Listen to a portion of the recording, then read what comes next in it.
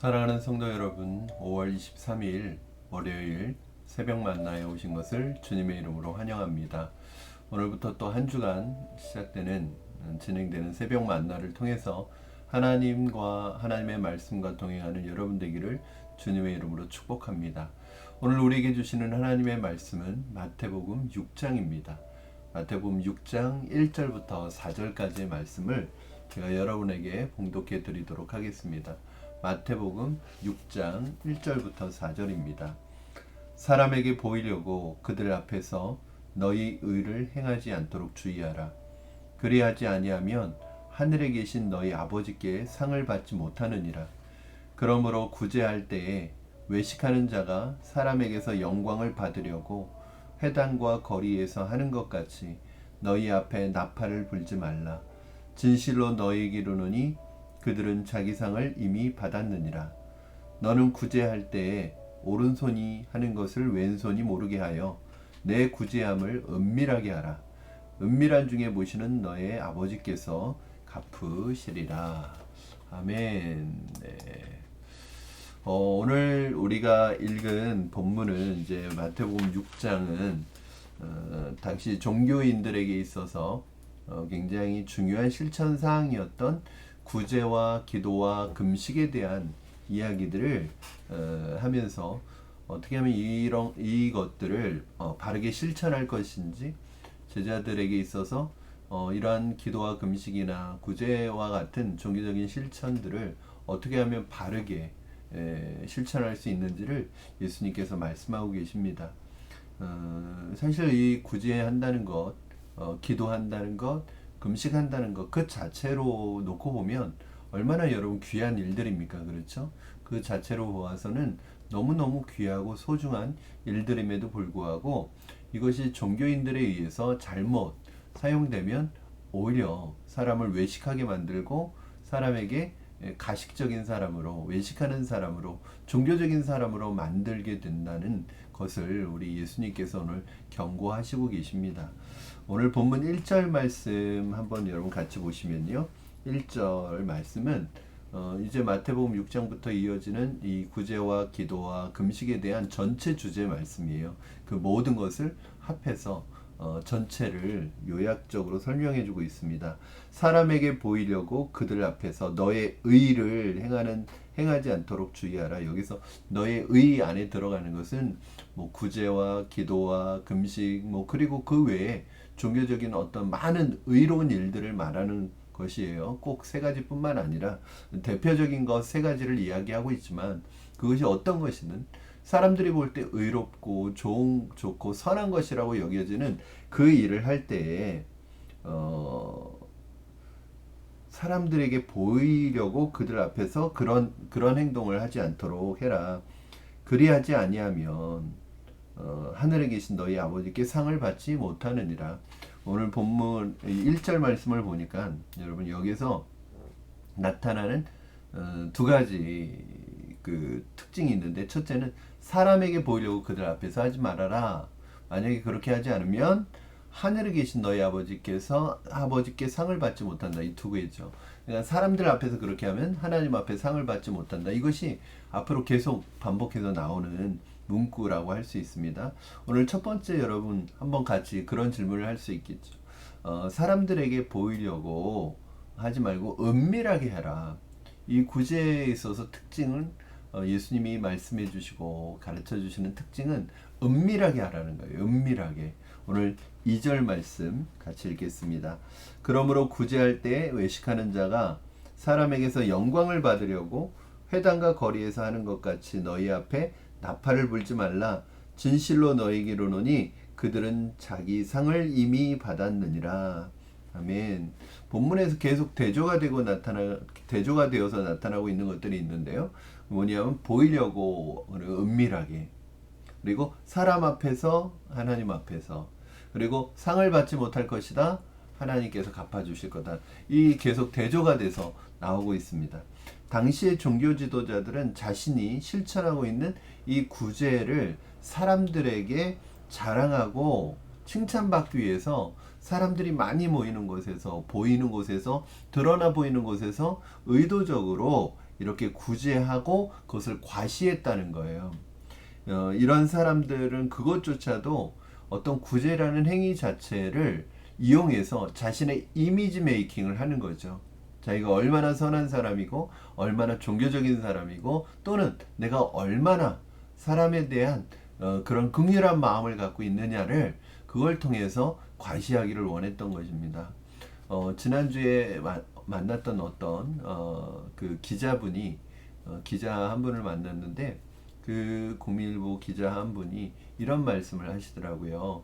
미담이라는 것은 다른 사람에 의해서 말해줘야 그게 미담이지 내가 스스로 말하는 것은 미담이 아니라 자기 자랑이고 자기 과시다 이런 말씀을 하시더라고요. 저는 되게 맞는 말이라고 생각해요. 아무리 내가 좋은 일을 하고 선한 일을 했다고 해도 내 입으로 그걸 말하는 순간 그건 미담이 아니라 자기 과시고 자기 자랑이 되는 거죠. 오히려 자기는 은밀하게 하고 그것이 다른 사람들에 의해서 알려질 때 그것을 우리가 미담이라고 하지 않습니까, 여러분? 그러므로 구제할 때, 선한 일을 할 때 사람들에게 보이려고 하지 말고 은밀하게 할 수 있게 되기를 주님의 이름으로 축원합니다. 한 가지 이제 궁금했던 것은 그러면 하나님은 그냥 은밀하게 하는 것 자체를 좋아하시는 것인가? 그냥 은밀하게만 하면 하나님은 우리가 은밀하게 구제하기를 원하시는 건가? 그렇지 않겠죠? 하나님이 원하시는 것은 은밀함 자체가 아닐 것 같아요. 왜 은밀하게 하라고 하실까요? 은밀하게 하라고 하시는 의도가 있을 거 아니에요. 이유가 있을 거 아니에요. 바로 그 은밀함의 의도가 중요한 거죠. 예를 들어서 어떤 사람이 은밀하게 구제를 했어요. 은밀하게 선을 행했어요.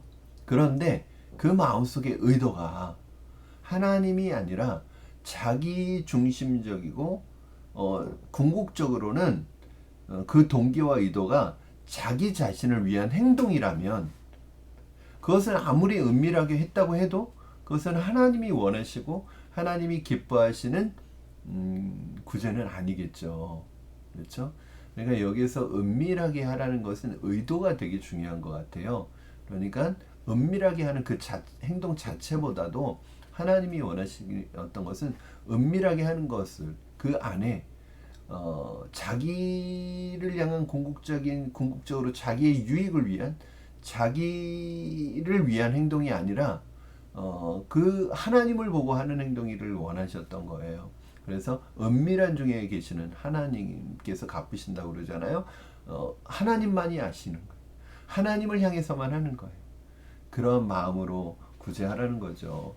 오늘 본문 3절 4절 말씀 여러분 보시면 이렇게 말씀하고 있습니다. 너는 구제할 때 오른손이 하는 일을 왼손이 모르게 하여. 이게 뭐냐면 오른손이 하는 일을 왼손이 모르게 하라는 건 뭐예요? 의도를 얘기하는 거죠. 단순히 은밀한 것이 아니라 그 의도가 내가 어떤 이것을 통해서 내 스스로도 어떤 의도를 가지고 하는 행동이 아니어야 한다는 거예요. 4절 말씀 보면은 내 구제함을 은밀하게 하라. 은밀한 중에 보시는 너의 아버지께서 갚으시리라. 우리가 구제하는 모든 동기와 의도가 어디를 향해 있어야 하는가? 바로 하나님, 은밀함 중에 보시는 하나님을 향해 있어야 한다고 말씀하고 있습니다. 바로 하나님을 향해 그것이 하나님이 찾으시는 하나님이 기뻐하시는 참된 구제이죠. 저는 구제를 한다고 하는 사람들을 종종 보게 됩니다. 그런데 구제를 잘하는 것처럼 보이는 사람이 있어요. 실제로. 그리고 그 실제로 자신의 돈을 가지고 다른 사람을 어려운 사람을 위해서 자신의 돈을 잘 사용합니다. 그런데 그것을 통해서 그 도움을 받는 사람에게 영향력을 행사하는 사람이 있어요. 자기 뜻대로 이용하려는 사람이 있어요. 구제는 해요. 그리고 은밀하게 한다고 해요. 은밀하게 할 수도 있어요. 그런데 그 사람에게 영향력을 미쳐서 그 사람이 어쨌든 도움을 받는 거잖아요. 우리가 은밀하게 한다는 것의 의미를 잘 생각해 보셔야 돼요. 왜 주님은 구제를 은밀하게 하라고 하셨을까? 드러내놓고 하면 안 될까? 그 중요한 이유가 있습니다. 어떤 사람이 어려운 사람들을 잘 도와요. 자신의 돈을 가지고 잘 써요. 그런데 은밀하게 하지 않을 때 어떤 부작용이 나타날 수 있느냐면 그 도움을 받는 사람이 그 사람에게 매이게 됩니다. 그 도움을 주었던 사람이 그 사람에게 어떤 모양이든 영향력을 행사할 수 있게 되고 또 도움을 받았던 사람은 그 사람에게 매이게 돼서 원하지 않게 뜻하지 않는 어떤 관계가 형성이 되는 거예요. 어쩔 수 없는 관계가 형성이 되는 거예요. 그럼 이렇게 자기의 숨은 의도가 있거나 의도는 아니었어도 결과적으로 구제하고 나서 그것을 통해서 자기가 어떤 유익을 얻게 된다면 그것은 하나님께서 원하시는 구제가 아닙니다. 사랑하는 여러분, 그래서 구제할 때 나를 도와주는 사람이 누군지 모르게 해야 합니다. 그 사람을 도와주는 사람이 누군지 모르게 해야 합니다. 왜? 누군지 알면 자꾸 그 사람에게 매이게 되고 그 사람의 영향을 받게 되고 도와준 사람에게 유익이 돌아갈 수 있기 때문에 그렇습니다. 그렇게 되면 이미 그것은 그 구제는 자신의 유익을 얻었기 때문에 하나님의 상을 받지 못한다는 거예요.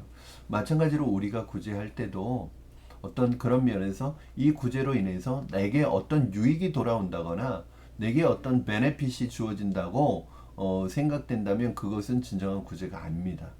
정말 하나님 바라보고 어떠한 돌아오는 것이 없을지라도 어떤 대가가 없을지라도 어떤 피드백이 없을지라도 그냥 묵묵히 그 일을 하는 거죠. 그러면 은밀한 중에 계시는 하나님께서 갚아주신다는 말씀입니다.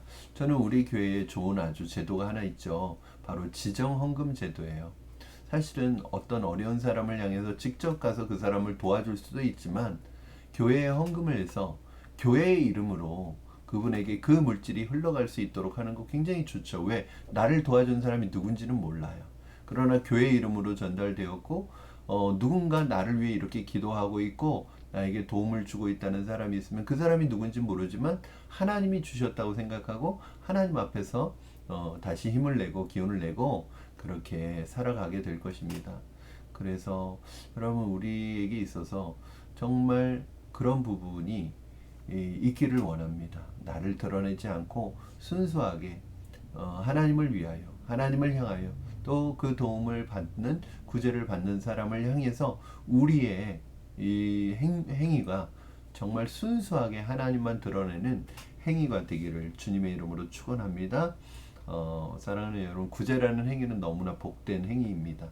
그러나 그것이 의도가 나를 드러내고 좋은 이미지를 얻고 그로 인한 부수적인 이익이나 어떤 베네핏을 내가 생각한다면 그것은 우리의 그러한 구제는 이미 하늘의 상을 잃어버린 구제라는 것을 기억하시고 하나님의 마음으로 섬기되 하나님을 향한 마음으로 은밀하게 섬기시는 여러분 되기를 주님의 이름으로 축원합니다.